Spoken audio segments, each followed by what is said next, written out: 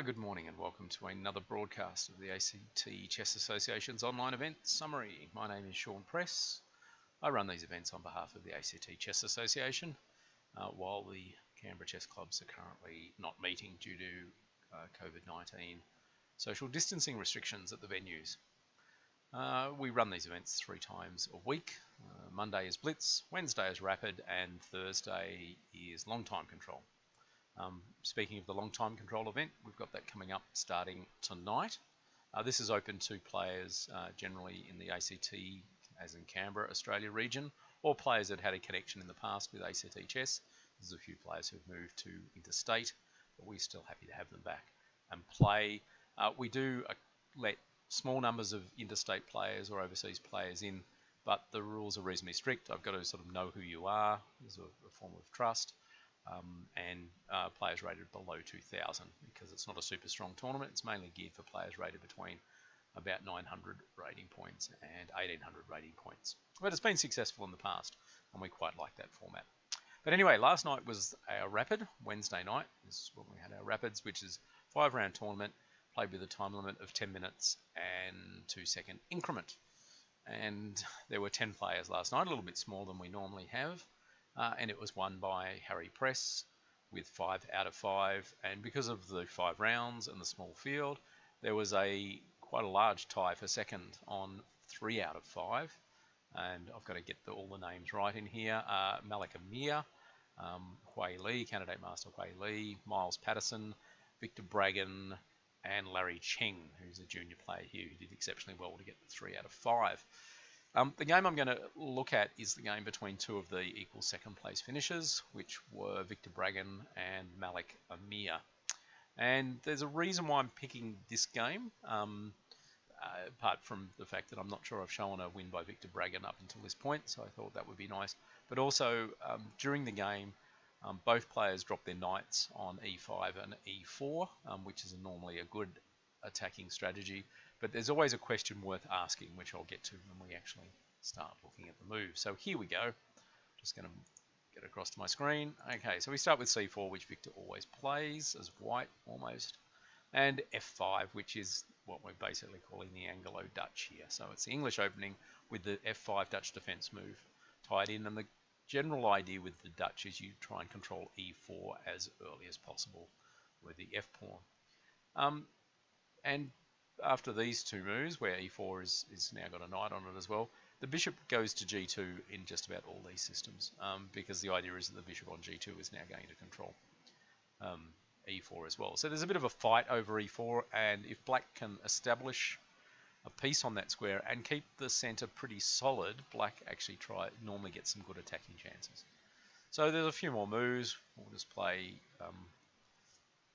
them here. And c6, the idea behind c6 is to support d5, and we'll see why that makes sense soon. e3, knight, bishop to e7, so we're just developing our pieces. The knight goes to e2 rather than to f3, because otherwise it would block the bishop. Both sides castle. King safety is always good. d5 comes in here, and then white captures straight away. And it gives black a bit of a choice about how they're going to recapture in this position. Took with the e-pawn, which is what happened in the game. If you take with the c-pawn, so if you take with the e-pawn, it gives the bishop a bit of freedom, but it leaves the knight on b8 some work to do because c6 is still occupied by pawn. But if you actually capture the other way, this way, then the knight has c6 to move to, but then the bishop on c8 doesn't have so many squares. So it's probably a matter of personal preference, and I'm not sure either is better than the other. So he takes d5, and then white played d4 here, and queen to e8. Now queen to e8 turns up a lot in this opening system, and by the way, the analogous system, if you play this as white, is the bird's opening of f4. And the idea is that the queen goes to e8, then it'll try and get to h5 in some lines. The knight will go to g4, and then there's an attack on h2. It looks crude, but it does sometimes become surprisingly effective. But knight f4 immediately stops the queen going there. Now king h8, I wasn't a big fan of king h8 here. I just think it's a little bit too slow in this position. Better to start trying to develop your pieces. So knight there, and with the knight dropping back, black dropped the knight on e4, which is normally one of the key ideas here. Knight goes to d3, and the idea for black, of course, is white, sorry, is to drop the knight on d5. So we're fighting over the e4 and e5 squares. And I've seen a lot of games like this.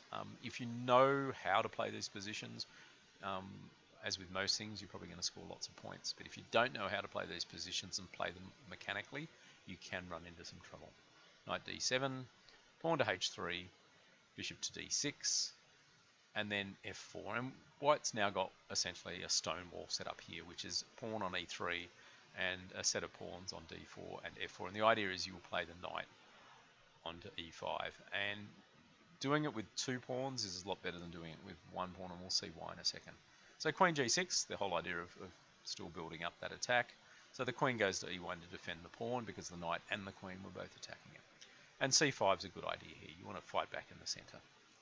And so the knight drops to e5. And now this next move I think is dubious. Black took. And this is the question I'm going to say, is a lot of people when they see this position for the first time, and we see knight e5, they simply come back and they'll go, but why can't my opponent just swap? And good question, why can't my opponent just swap? The reason is that your opponent, for starters, can swap. There's nothing illegal about it. But you're replacing a knight which controls a certain number of squares in the middle of the board with a pawn which controls normally a different set of squares in the board. And it's those changes in the position that may or may not work in white's favour. In this case, we'll see how that turns out. If black didn't want to take queen to e6, g4 is kind of an idea here, b6, and knight g3. Now black pawn knight on e4 has been challenged. So something like knight takes, queen takes, knight f6 here, with the knight planning to go back into the second knight planning to go back into e4. And this position's pretty equal. After knight takes, f takes, firstly the bishop has to move. And now white did the same thing, which I wasn't keen on. I mean, there's a reason why white played this move, but I'm not 100% sure it was the best idea.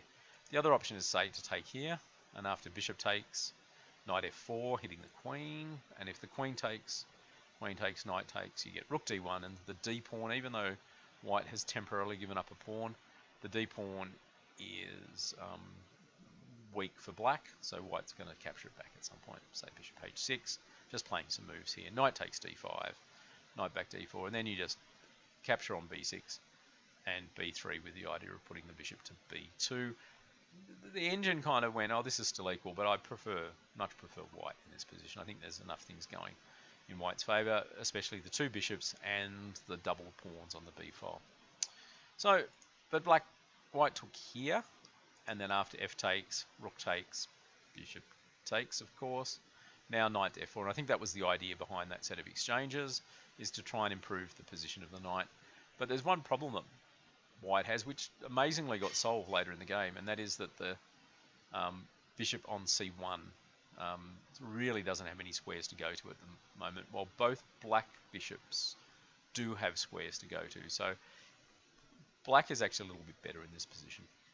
Queen b6, knight takes d5 to take back the pawn, and queen c6 was played here. Queen d8 might have been a little bit better, the idea being that if there's enough captures on d4, the queen can join in. But queen f2 is actually a nice sneaky little move here, because after queen takes d5, which is playable, queen takes f8, queen has to go to g8 to block the mate. After taking and taking, g4 is an okay move for white. Having said that, bishops of opposite colours endings are very, very tricky to play in terms of finding a result. Normally the position ends in a draw. Having said that, white is up a pawn here, so that's at least one thing going for it. Instead of queen takes f2, if you play something like bishop takes h3 to win back the pawn, knight back to c3, and I think this is a little bit more even. The advantage for white is that the pawn on e5 is protected and passed, but black has the 2 bishops, and the lack of development for the white pieces may count against. So we played queen to c6 instead. Knight jumps back to f4 to protect the h pawn for the moment.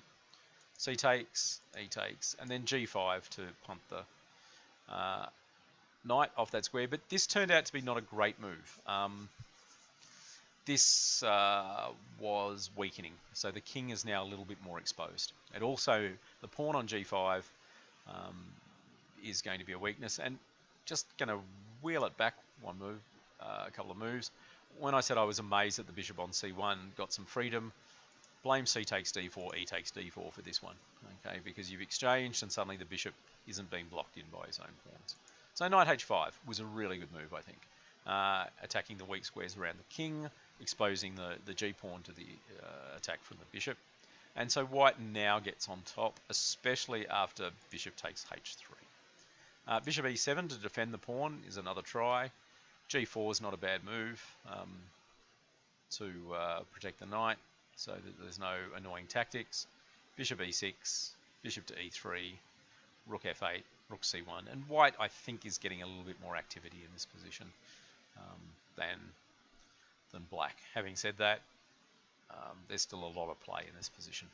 Right, so bishop takes H3, didn't really like it because after bishop takes G5, suddenly white's got two pieces on the opponent's half of the board surrounding the king.